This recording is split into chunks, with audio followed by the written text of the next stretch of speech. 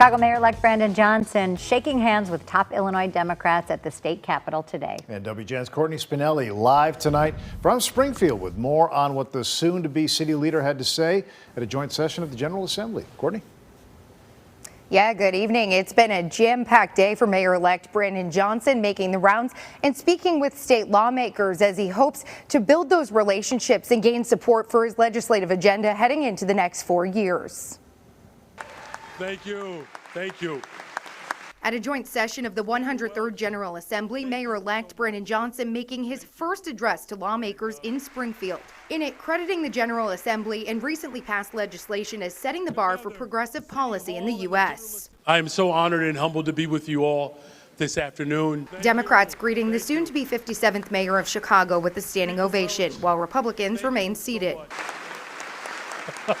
Johnson saying it's a, quote, new day for the city and the state while presenting what he says is his vision for how Chicago and Springfield leaders can work together to better life for Illinoisans. No one has to lose at the expense of someone else winning. There's more than enough for everybody in the state of Illinois. Most of the key points, things he reiterated on the campaign trail, including investments addressing the root causes of violence, mental health resources, and his plan to help businesses thrive statewide.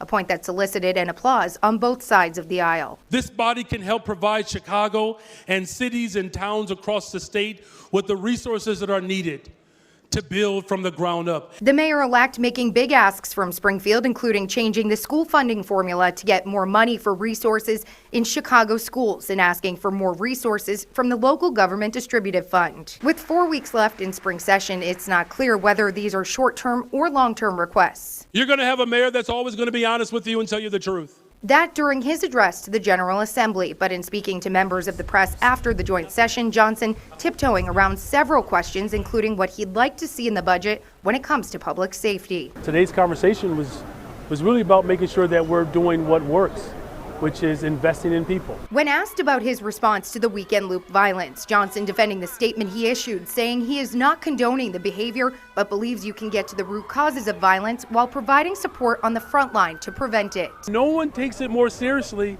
than a family that lives through it every single day. You think I want my son on his bike and he has to worry about getting shot? Do you really believe that? No. Of course you don't. On his agenda throughout the rest of the day, Johnson also meeting with state senators and representatives from numerous caucuses. One of the first meetings of the day with Senate President Don Harmon and Speaker of the House, Emanuel Chris Welch. When my administration arrives on the 5th floor of City Hall, we stand ready to work with everyone of this legislative body and, of course, throughout the state capitol. Now, we are told when Johnson arrived in Springfield last night, he also met privately with lawmakers. This visit that he's doing right now isn't unusual. Mayor Lori Lightfoot also attended a meeting here at the state capitol prior to her time in office in April of 2019. Reporting live at the state capitol tonight, Courtney Spinelli, WGN News.